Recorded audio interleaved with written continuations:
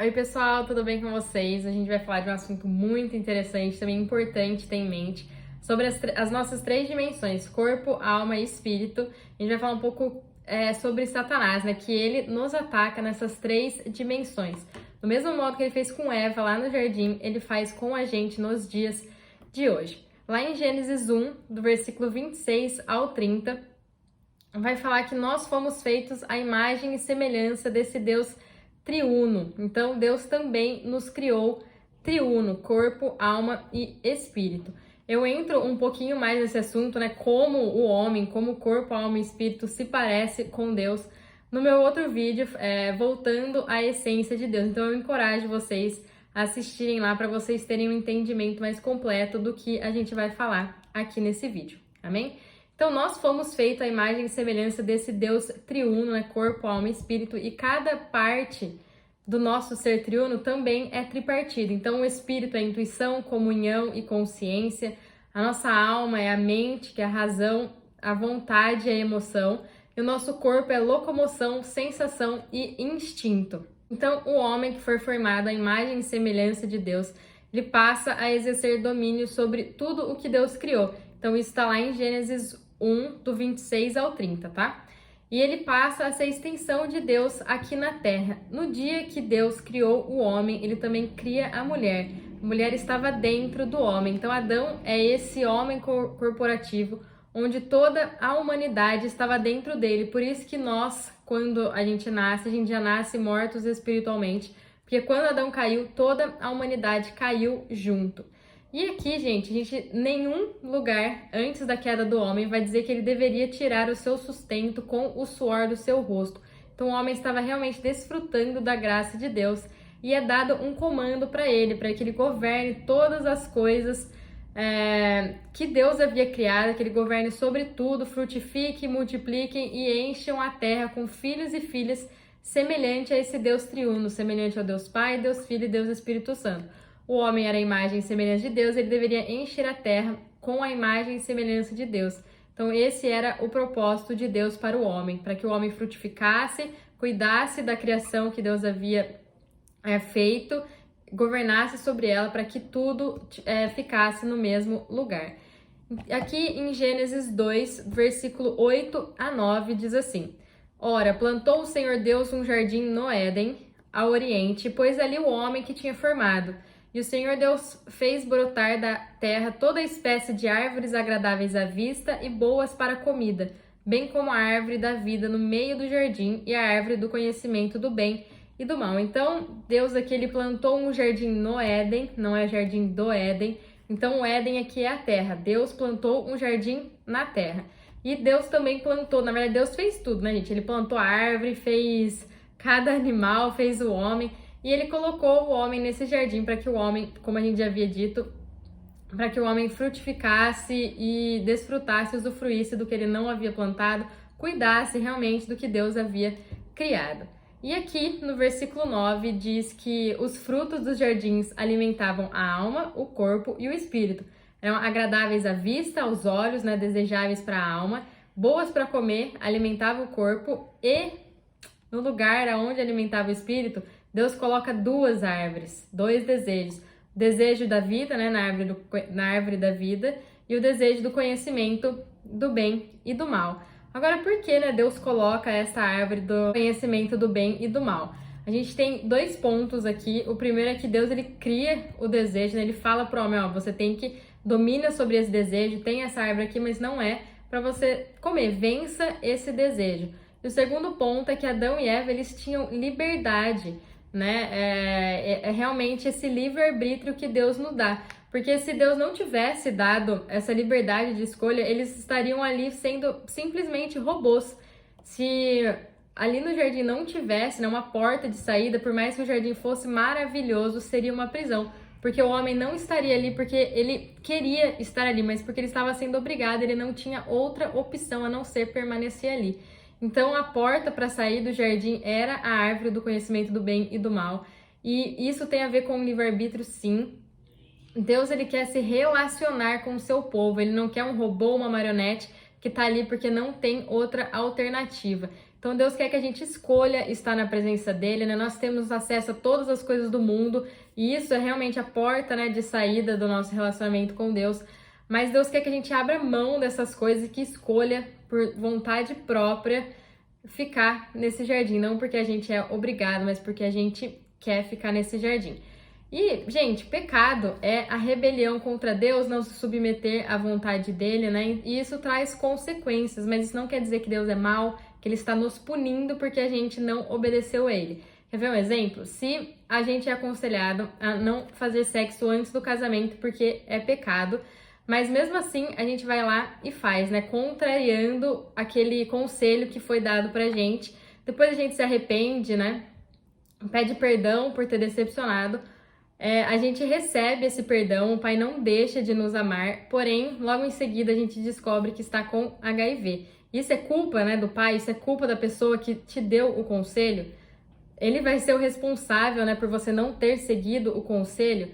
Então, o perdão a gente tem, né, mas as consequências dos nossos atos é nossa. E a mesma coisa acontece isso com relação a Deus. Ele dá pra gente direções, ele dá conselhos do que a gente deve escolher, mas ele não escolhe pela gente, a gente que escolhe obedecer a ele ou não, e a gente vai colher sempre o que a gente plantar. Amém? E agora chegou a hora do homem ser tentado, né, por aquele que caiu. Lembrando que Satanás, ele ainda tem acesso ao monte de Deus, ele ainda vive nas regiões celestiais. Ele só vai ser expulso de lá quando Miguel e a igreja vencedora o expulsarem de lá.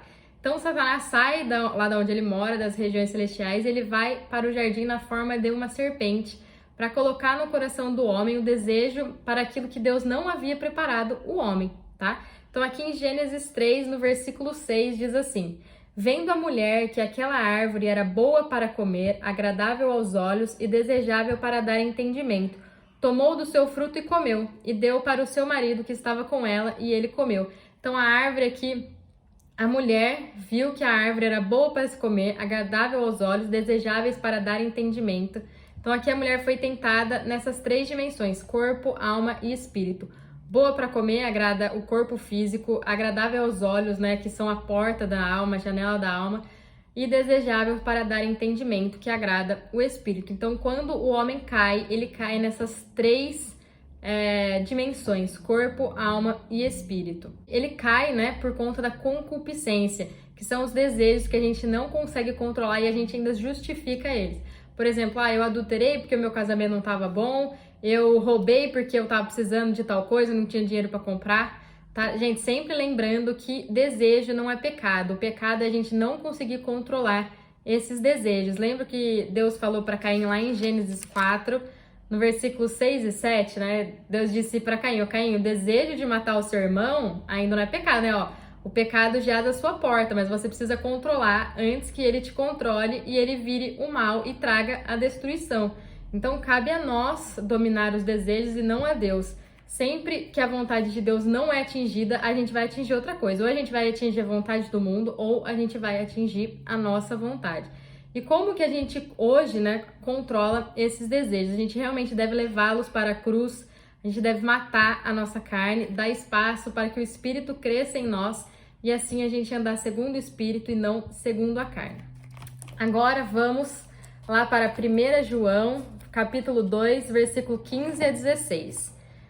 Não ameis o mundo nem o que há no mundo. Se alguém ama o mundo, o amor do Pai não está nele, pois tudo o que há no mundo, a cobiça da carne, a cobiça dos olhos e a soberba da vida, não é do Pai, mas do mundo. Então, aquele que ama o mundo, o amor do Pai não está nele. Então, não dá para ter amizade com o mundo. E tem muito crente que fica com esse pé nas duas canoas, né, com o pé na igreja, com o pé no mundo. Isso não dá certo. Toda vez que a igreja quiser ter amizade com o mundo, ela vai ter inimizade com Deus. E aí a gente vai ter que escolher ou ser aplaudido pelo mundo ou agradar a Deus. E o que há no mundo? Cobiça da carne, o corpo, cobiça dos olhos, a alma e soberba da vida, o espírito. E o que a gente conclui com tudo isso, né? Sempre lembrando que Deus deu a terra para os filhos do homem. Quando Adão pecou, ele entregou ela para Satanás. Por isso que nesse mundo jaz o maligno. E do mesmo modo que Satanás agiu no Éden, ele também age em nossas vidas. Então hoje Satanás sempre vai fazer com que a gente caia em uma dessas três dimensões, fazendo com que a gente se afaste de Deus. Então Então Satanás continua oferecendo para o homem o fruto da árvore do conhecimento do bem e do mal, né? O mundo nos oferece esses 3 desejos. Lá em Mateus 4, versículo 1 a 11, vai falar pra gente sobre a tentação de Jesus. Então Jesus também foi tentado nessas 3 dimensões, corpo, alma e espírito. Mas diferentemente de Adão e de Eva, no jardim ele não se entregou a esses desejos, ele resistiu. Mas como ele resistiu? Através da palavra. Se a gente vê a Eva, quando ela estava conversando com a serpente, ela não sabia, o que ela falou para Satanás, Deus não havia falado aquilo, ela não estava com a palavra na boca dela. E a gente vai ver que Jesus, depois vocês leiam, gente, tá lá no capítulo 4 de Mateus, de 1 a 11, a gente vai ver que toda vez que ele é tentado, Jesus, ele solta uma palavra. Amém? Lembrando também que o pecado entrou no mundo por um homem, e somente por um homem o pecado haveria de ser do mundo. Então Jesus veio para a terra como homem, ele se esvaziou da sua glória, ele veio em forma de servo, o verbo se fez carne, e ele foi, em sua condição humana, ele foi tentado da mesma maneira que nós também somos tentados. A diferença é que ele venceu, e a Bíblia nos diz que nele nós somos mais que vencedores. Então a gente precisa estar nele e ele estando em nós. Então a primeira tentação foi: transforma essas pedras em pães, né? Então tentação sobre o corpo físico. Ele estava 40 dias sem comer, era óbvio que ele estava com fome. Então Satanás chega para ele tentando resolver algo que seria agradável para o corpo dele, né? Que satisfaria o seu corpo físico. O segundo seria pular do monte, né? Olha, você pode ser indestrutível, né? Como filho de Deus. Isso tem a ver com a alma, né? Então, se você pular do monte, seria agradável para a alma dele, né? Ser glorificado aqui nessa terra, vamos dizer assim. Depois, Satanás mostrou todos os reinos e disse que se Jesus prostrasse diante dele, tudo seria de Jesus. Então, o pai da mentira, dessa vez, ele não estava mentindo, porque tudo era dele. Adão entregou a terra para Satanás. Isso tem a ver com o poder, né? Ter todo o poder, e isso está relacionado ao espírito, ao conhecimento do bem e do mal. Lá em Gênesis 3:5, né, Satanás fala para Eva que se eles comessem desse fruto, eles seriam como Deus, né, teriam poder, e isso seria agradável ao espírito. E nós, né, podemos cair nesses enganos ainda, mas como a gente consegue identificá-los, como a gente consegue controlar esses desejos? Nos fortalecendo na palavra. Jesus, ao ser tentado na sua condição humana, ele venceu através da palavra. Então, quando a gente aceita Jesus como Senhor e Salvador das nossas vidas, o nosso espírito foi regenerado. Então, Satanás, ele não pode mais tentar o nosso espírito. Então, é sobre o nosso corpo e a nossa alma, que junto a Bíblia nos fala que eles são a nossa carne. Então, tudo tem a ver com isso, e a nossa carne, nossa alma, ela precisa ser transformada, precisa ocorrer a metanoia. E o rio de águas vivas que está no nosso espírito precisa fluir, transbordar para a alma, para que a gente seja a expressão do unigênito do Pai. E isso só acontece quando a nossa carne morrer. Então, quando nós fomos salvos, nós começamos a viver em Cristo, mas para a transformação da alma, Cristo precisa viver em nós.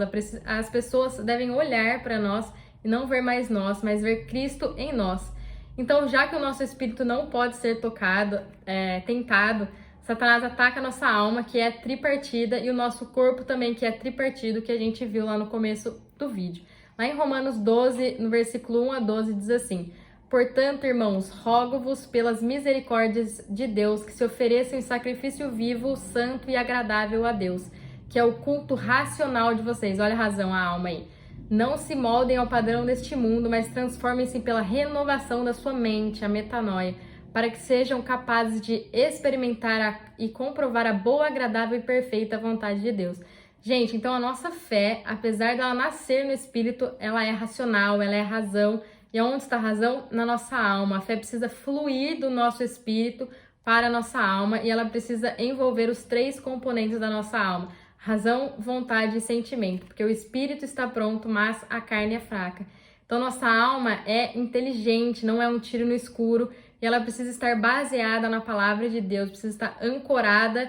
Então, quando as minhas emoções, minha razão e meus sentimentos estão ancorados, firmes na rocha que é Cristo, que é a palavra de Deus, o verbo que se fez carne, os rios de águas vivas que estão no meu espírito, eles vão fluir para minha alma, e aí eu vou ser a expressão da glória do Pai aqui na terra. Amém?